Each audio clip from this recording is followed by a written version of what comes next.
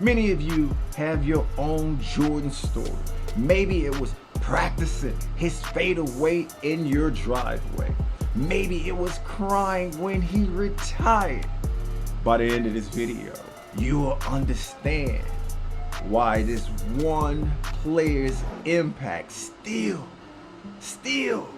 matters, even if you never watched a full Bulls game in your life. You're welcome. You're welcome.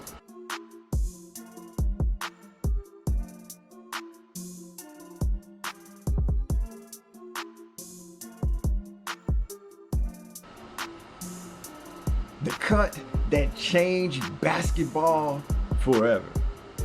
Picture this.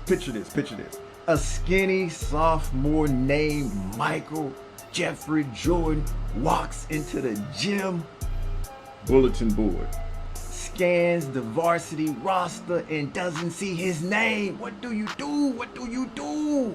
How does this kid become the greatest ever? Question mark. The real story of Jordan getting cut isn't exactly what most people think. Nah, he wasn't actually cut. He just didn't make varsity as a sophomore. At 5'10", young MJ simply wasn't considered ready for the varsity squad at Laney High School. But sometimes it's not the truth that matters. It's how you perceive it. Yeah, it's how you perceive it. That roster moment lit a fire inside Jordan that transformed him from a talented teenager into someone who possessed with almost scary determination. His high school coach, Pop Herring, later said something that gives you chills. I got chills. I know you got chills. If I got them. Jordan worked harder than anyone he had ever seen. This defining moment of rejection became the foundation upon which Jordan built his legendary career, brick by brick, practice by practice. Seriously, the teenage Jordan established a routine that would make most adults, and that's grown men, grown women, grown people, everybody, most adults quit after day one. I said it.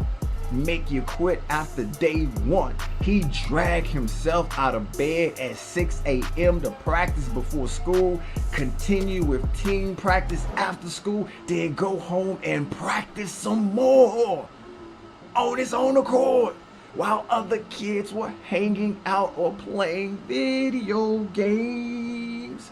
Jordan was obsessed with perfecting his handles, his shot, and his footwork.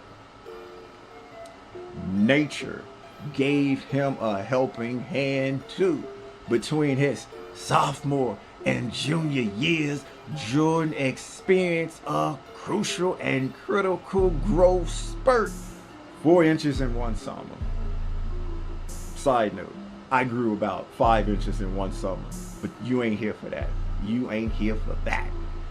Shooting up from 5'10" to over 6'2", by his senior year, he had reached 6'6". But, what's remarkable is that Jordan's championship mentality was fully formed before his body caught up to that growth spurt. When his physical tools finally matched his mental intensity, something magical happened. By senior year, Jordan had blossomed into a McDonald's All-American, averaging an impressive 26.8 points per game. I gotta dance on that one. It feel good. You should be dancing too right about now. He had become dominant on the court. Despite these impressive numbers, he wasn't initially a hot commodity on the recruitment trail. No. Top college programs weren't battling to land him. Even more surprising, North Carolina, where he would eventually become a star, wasn't even his first choice. The player who would become synonymous with Tar Heel Blue initially had other plans. Different plans. The thing about Jordan is that every slight, every doubt got stored away in his mental vault. That chip on his shoulder never disappeared. Not after championships, MVP awards, or becoming a global icon. During his famous Hall of Fame speech in 2009, decades after his high school days, Jordan actually brought up the coach who cut him. That's how deep this stuff went. Jordan transformed that early rejection into the most fearsome competitive drive basketball has ever seen. He didn't just compete, he dominated. He turned every perceived slight into fuel for his basketball greatness, and I took that personally, a lifestyle long before it became a meme. Yeah.